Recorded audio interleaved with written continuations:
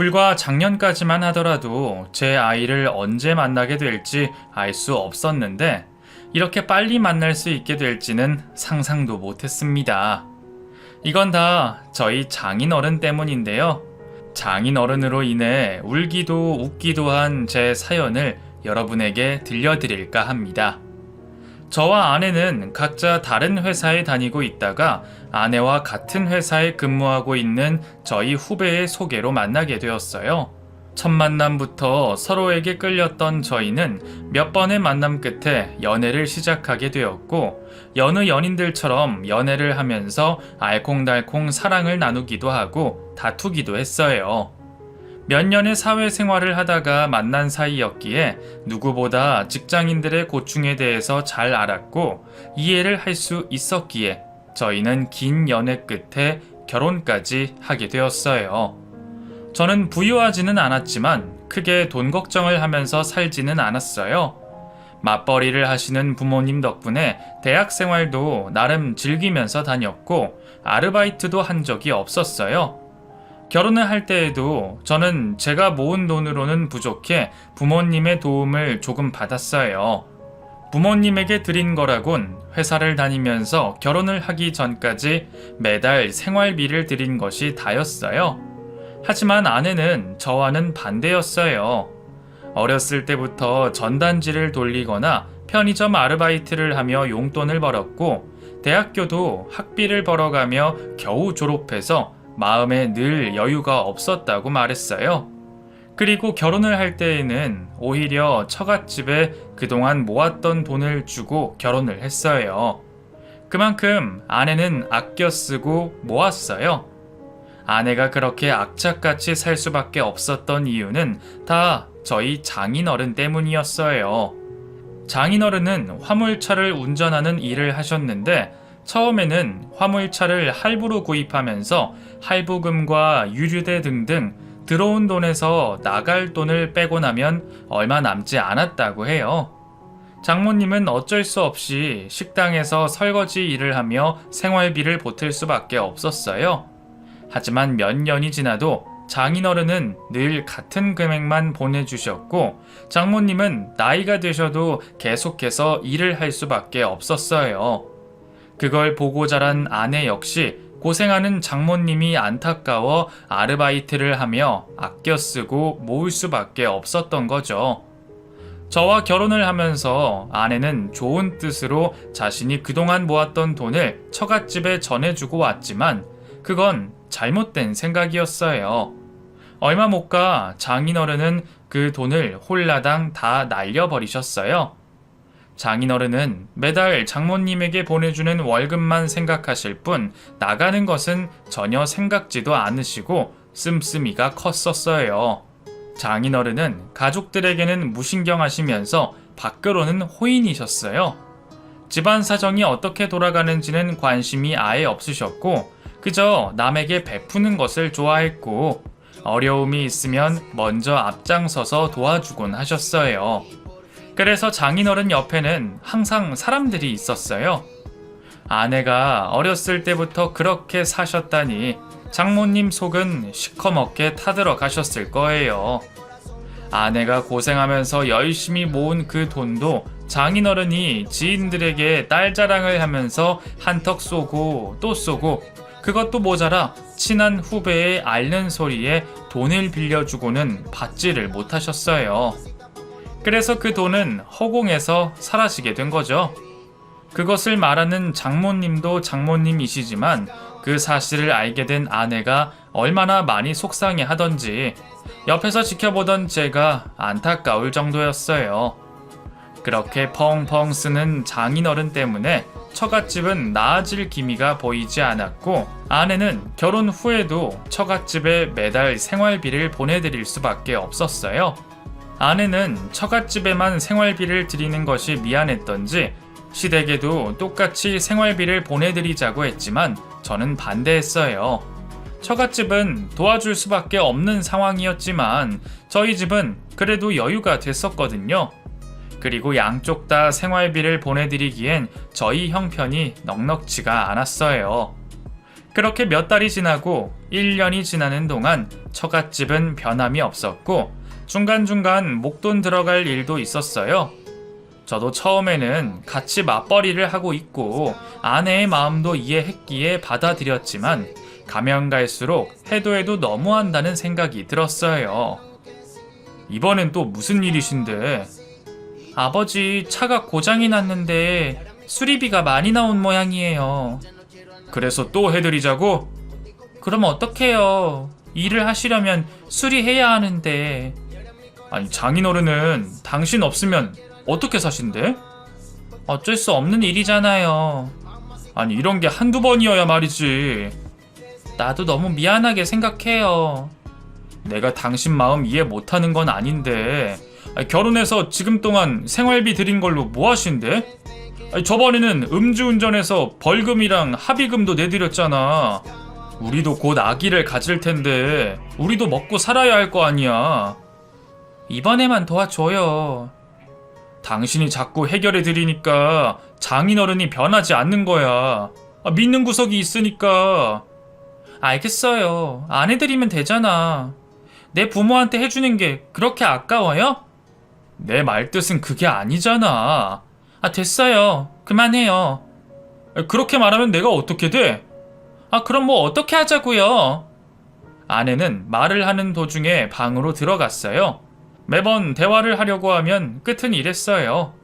우리 일로 아닌 처갓집 일로 자주 다투게 되자 저도 마음이 안 좋고 괜히 아내와 사이가 멀어지는 듯 했어요.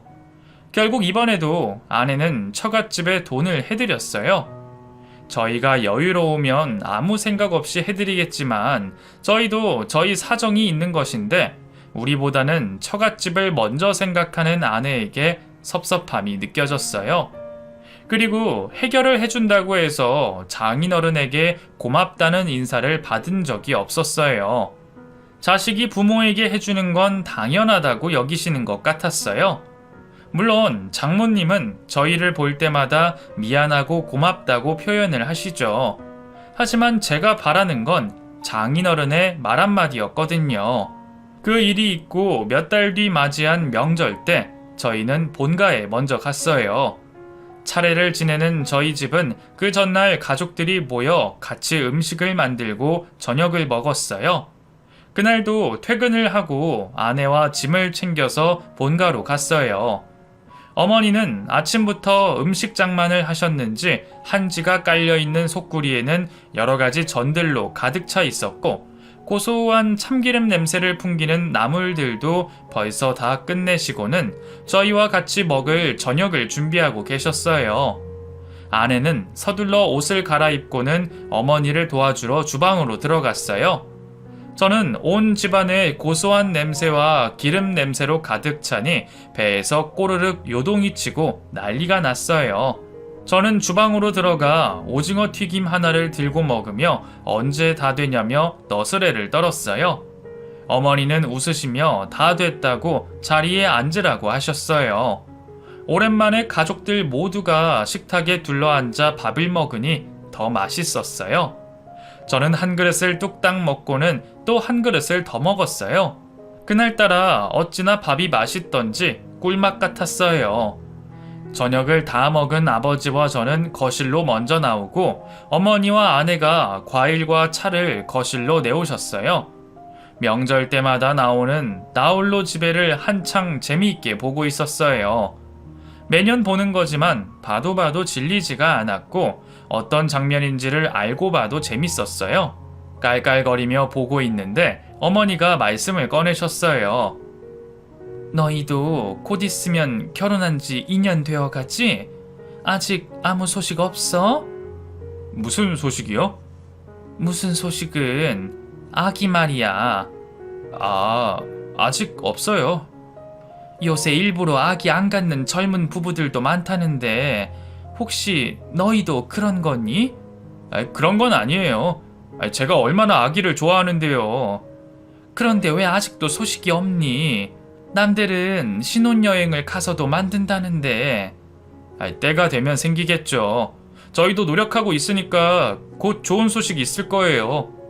그래, 이왕 낳을 거면 한 살이라도 어릴 때 낳아. 그게 산모한테도 좋으니까. 걱정 마세요. 저희가 다 알아서 할게요. 그래, 우리는 빨리 손주 안아보고 싶구나. 어머니는 그렇게 빨리 할머니가 되고 싶으세요? 그럼 나는 젊고 예쁜 할머니가 될 테니 두고 봐라. 저희 부모님은 빨리 손주가 생기길 기다리고 계셨어요. 저 역시도 아기를 바라고 있었지만 아내에게는 내색을 하지 않았어요. 결혼 후 지금까지 피임을 하지 않았는데도 아직까지 생기지 않아서 저보다는 아내가 더 마음이 쓰일까봐 티를 낼 수가 없었죠. 어머니의 말씀에 아내의 얼굴은 어두워 보였어요. 다음 날 차례를 지내고 점심을 먹은 저희는 어머니가 사돈댁에 드리라며 챙겨주신 빨간 보자기로 예쁘게 포장되어 있는 선물을 들고 처갓집으로 갔어요. 장모님은 명절 다음 날부터 일을 하셔서 피곤하고 힘드실 만한데도 저희가 온다고 맛있는 음식을 잔뜩 장만해 놓으셨어요. 저는 장인어른과 저녁을 먹으면서 술도 기분 좋게 한잔 하고 있었는데 장인어른의 핸드폰이 울렸어요. 장인어른은 전화통화를 잠깐 하시더니 동네 마을회관에서 친구분들이 다 같이 모여서 한잔 하고 있다며 일어나셨어요. 장모님은 사위도 와 있는데 명절에 거기를 왜 나갔냐고, 다른 사람들은 가족이 없냐고 나무랐지만 장인어른은 금방 다녀온다며 나가셨어요. 장모님은 저를 보기가 민망하셨는지 장인어른의 욕을 하면서 멋쩍어 하셨고 아내도 저의 눈치를 살폈어요.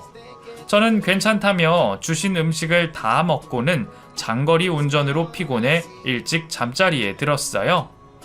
한참 깊은 잠에 빠져든 저는 시끄러운 소리에 잠에서 깨 거실로 나갔어요. 거실에는 장인어른이 술을 거하게 드셨는지 비틀비틀거리며 노래를 부르고 계셨고 장모님은 그런 장인어른을 부축하며 조용히 하라고 입을 계속해서 막으셨어요.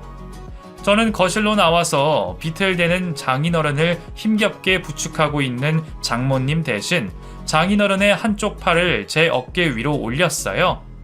저를 보신 장인어른은 노래를 멈추시고는 저의 얼굴을 양손으로 감싸며 우리 사위 오늘 내가 기분이 너무 좋다며 자기와 한 잔 더 하자고 말씀하셨어요. 장모님은 그만하라며 사위 보는 앞에서 부끄럽지 않냐며 등짝을 치셨어요. 저는 괜찮다며 장인어른과 함께 술을 한 잔 더 했고 밤새 장인어른의 횡설수설한 이야기를 듣느라 잠을 잘 수가 없었어요. 다음날 점심때가 돼서야 일어난 저는 해장국을 먹으러 나가자는 장인어른의 말씀에 식당으로 따라 나섰어요. 뜨끈한 맑은 국물이 들어가니 속이 시원해지고 싹 풀리는 듯 했어요. 장인어른은 식당에 오고 가는 손님들마다 인사를 나누시고는 저를 사위라고 인사를 시켜주셨어요. 어찌나 아는 사람들이 많던지 먹는 내내 인사를 하는 것이 일이었어요. 지리탕을 한 그릇 다 비우고 나서 장인어른이 제게 말을 꺼냈어요. 자네 혹시 돈 가진 것 좀 있나? 네? 아니 내가 다음 날에 친구들이랑 게이에서 제주도에 놀러 가는데 말이야. 입고 갈 옷이 있어야지. 아 그러세요? 아니, 그럼 나온 김에 제가 한 벌 사드릴게요. 아니 옷도 옷이고. 그럼 아무리 갯돈으로 간다고 해도 빈손으로 갈 수가 있나? 남들 사고 있을 때 나 혼자 할 일 없이 어슬렁대고 있을 수도 없고 또 돌아올 때 자네 장모 선물도 사오는 게 낫지 않겠나? 용돈이 필요하세요? 그래. 바로 알아들으니 이렇게 편하네. 자네 장모한테 이야기해봤자 또 잔소리만 늘어놓을 테고 우리끼리만 아는 걸로. 응?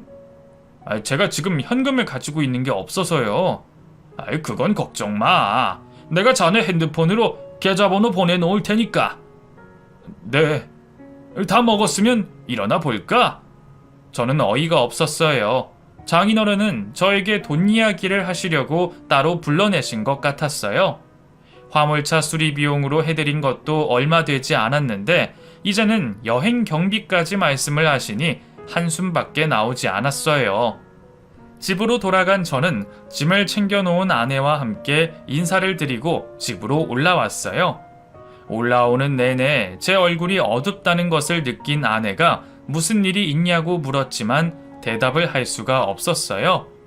집에 도착한 저는 장인어른이 보내주신 계좌로 용돈을 이체시켜드리고 침대에 누웠어요. 언제까지 장인어른 뒤치다꺼리를 하며 살아야 하나 속이 답답했어요.